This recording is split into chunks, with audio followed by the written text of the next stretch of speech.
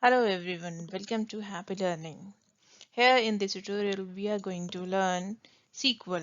We'll do this step by step from easy to tough, beginner to experienced level. Without wasting even a single moment, let's start for it. So here in this course, what we are going to do, we are going to study about the data definition languages, DDL, data manipulation languages, how we can manipulate the data, DML, how we can select or retrieve data from multiple tables. And at the advanced level, we are going to learn about the functions, procedures, views, and triggers. We'll move step by step from beginner to the experience level. In this course, in this slide, what we are going to do, we are going to learn what is SQL, what is RDBMS, what is a table, and a few terminologies and related with keys and constraints. So, what is a SQL? SQL stands for Structured Query Language. In this, what we can do, we can execute various queries against a single database. We can retrieve data from database. We can insert, update, and delete records into the database from a database with more than one databases. You can access or manipulate database. You can operate on insert operation, update, delete, and select operation on the tables. Then we have what SQL can do. SQL can create new databases. SQL can create new tables into the databases. SQL can create stored procedures. One can create views into databases. One can set permission on tables, procedures, and views, that who can edit it, who can view it, who can write over it. So these all are the permission, and SQL provides us the facility to do all this stuff on data tables. What is RDBMS? RDBMS stands for Relational Database Management System.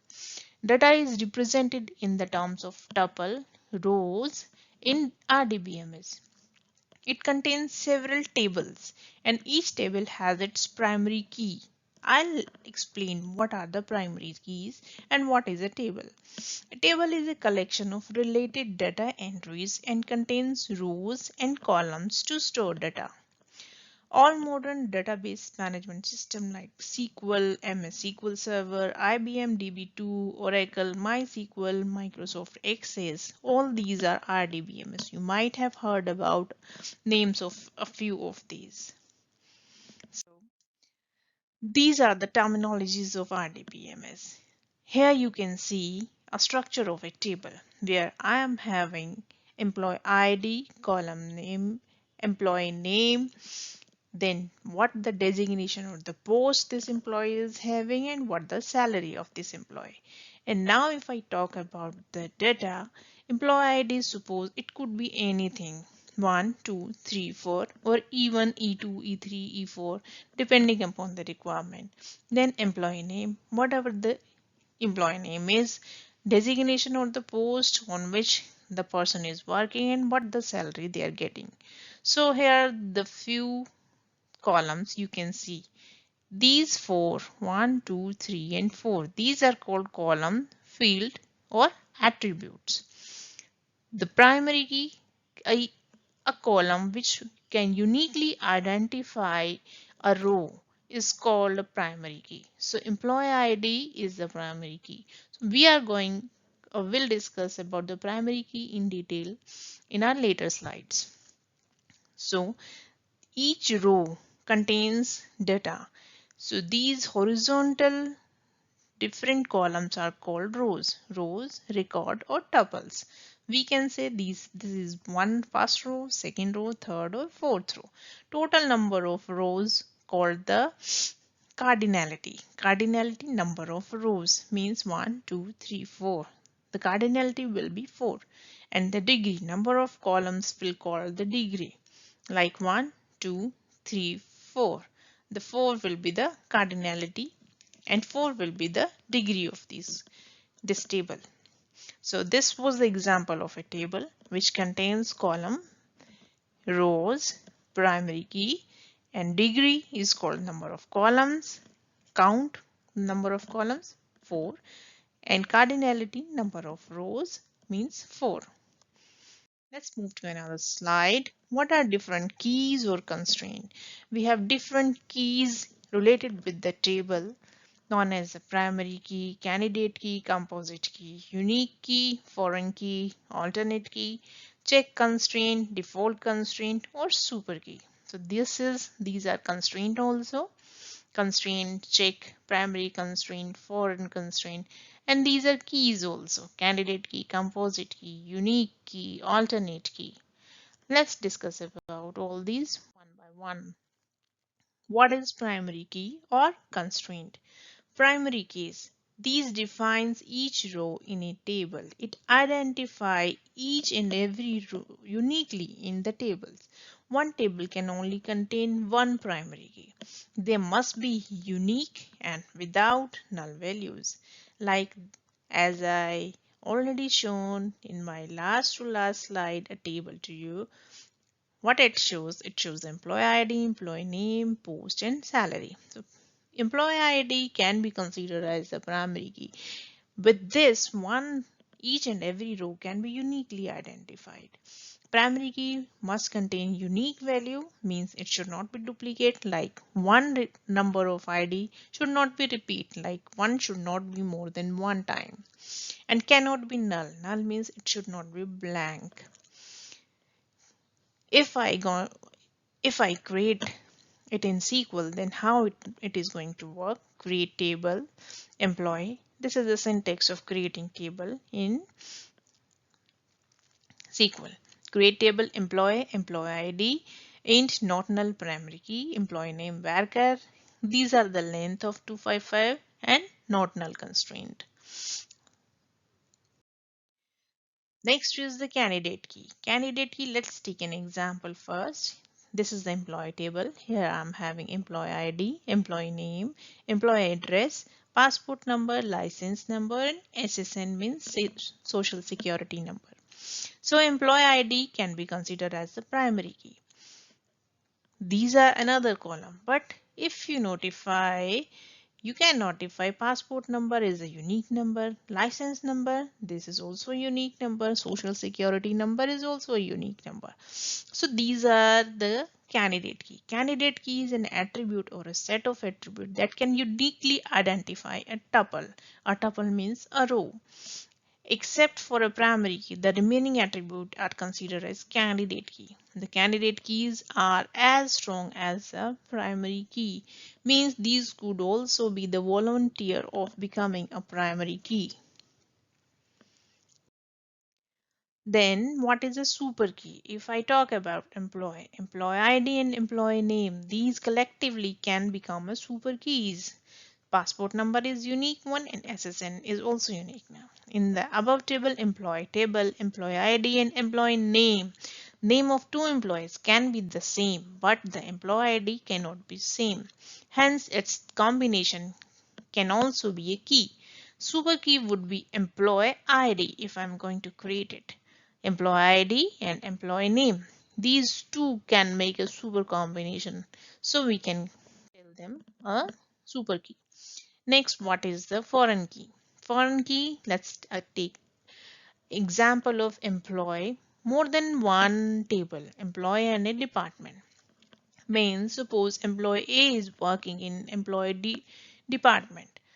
Employee ID, employee name, passport number, license number, social security number, and then department ID. Means suppose Alex is working in which department. So here will be the department ID, and department is another table which is having some department ID. Suppose 1, 2, 3 clerical department, security department, HR department, finance department.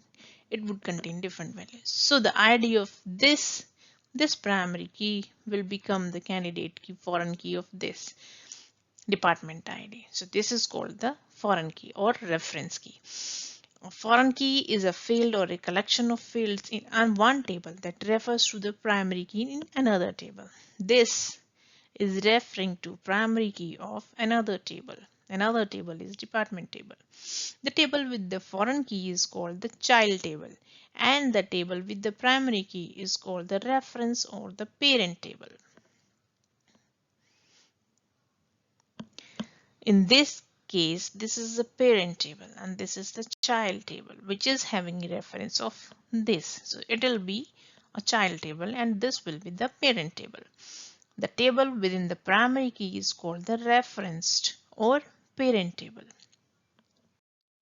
Then is the alternate key. What are the alternate key? Let's take an example. Employee table, employee ID and PAN number. These both are the unique. If first one becomes the primary key, then another one will become the alternate key. And these both are the candidates. The candidate key means you can make primary of any of these two and the second one will become the candidate key. There may be one or more attribute or a combination of attributes that uniquely identify each row or tuple in a relation. One key is chosen as a primary key from these candidate keys and the remaining candidate key, if it exists, it is not necessary it will be there, but if it is there, it is termed to an alternate key. Second volunteer of becoming primary key is the alternate key. Next is the check constraint. What does it does?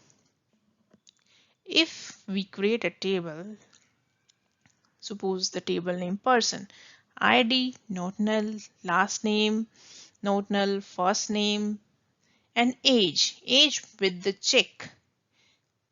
Age should be greater than or equal to 18. Suppose for driving license, your age should be greater than or equal to 18. If we are going to make any data related with the license, then we can implement and check only the people who will be eligible in that table should have age limit with greater than and equal to 18 years. So we can implement a check constraint, means limitation over the column of a table that it should compare whatever entry you are putting into it, that would be compared with 18. If it get passed, then it will be inserted, otherwise it will not be inserted and it will be rejected.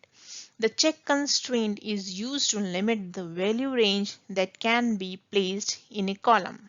If you define a check constraint on a column, it will allow only certain values of this column. Means you cannot insert 0, you cannot insert 17, 15 for the age column. If you define a check constraint on a table, it can limit the values in certain column based on the value in another column or other column in the row. Next one is the default constraint. Default constraint, if you are putting something blank or null, then it will automatically going to replace those blanks or nulls with the text you define over there or the default value you are defining with this while defining the table. Let's take an example of while creating a table, person, ID, not null, last name, first name, age, and city. City variable and default is the constraint. You put sadness over there. The default constraint is used to set a default value for a column. Means if you are not going to put anything over there, it will put whatever value you are giving into default. The default value will be added to the new row if no other value is specified. Next is the composite key. What is the composite key? Let's take an example of employee ID, role, and project ID. All these are collectively composite key. Whenever a primary key consists of more than one attribute, it is known as a composite key. This key is also known as concatenated key.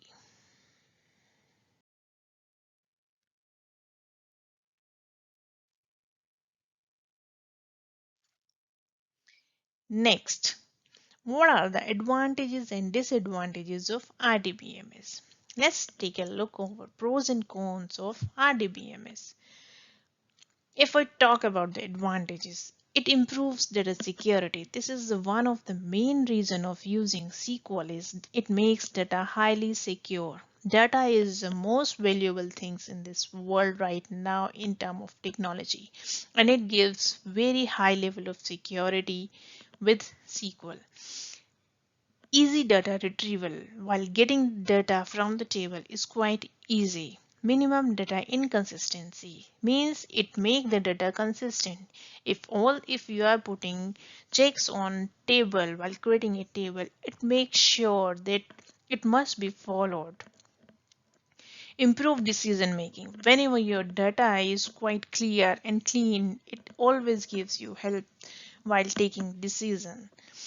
Data sharing facility. You can share data by using different views, or you can share different kind of table, or you can share data between by putting queries of different databases.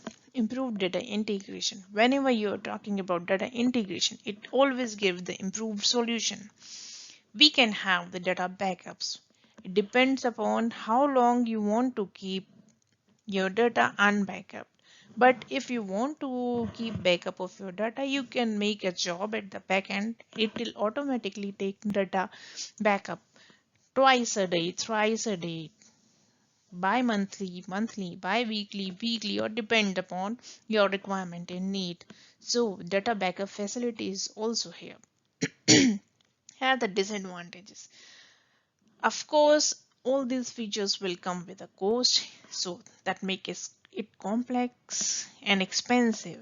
Sometimes, whenever the data is too much complicated and with having too much constraints over it, then it becomes complex to operate sometime if it is not managed by professionals.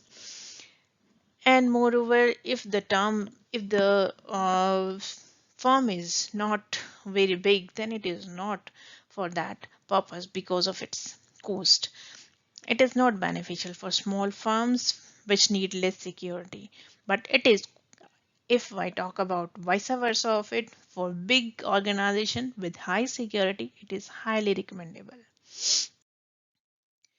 Then we have comparison of DBMS versus RDBMS. DBMS. DBMS stands for Database Management System, where RDBMS stands for Relational Database Management System. It stores data in the form of files, while RDBMS stores data in the form of tables. It designed to handle small amount of data, while RDBMS designed to handle vast amount of data. It supports single user at a time, while it supports n number of users, multiple users at a time, but you need to handle them carefully. So what progress we have made over here? At first step, we have learned about the SQL, then we went to RDBMS, we learned about the terminologies, we learned about the keys and constraint, its advantages, disadvantages, comparison with DBMS and RDBMS. So the next slide, what we are going to learn is what are the SQL ACID properties. Normalization is a term which is really related with database management system and highly asked in examination and in interview questions. And what is denormalizations? What are different types of SQL and how we can compare and choose the right one for our requirement? What are the CRUD operations? Again, very important for interview purpose as well as for examination purpose also. How to create different tables with keys and constraint, which we have learned out here. How to alter and drop tables. With this, we'll also learn how to alter and drop constraints also. What are null values? So thank you for listening and keep learning, keep moving forward. Thanks a lot.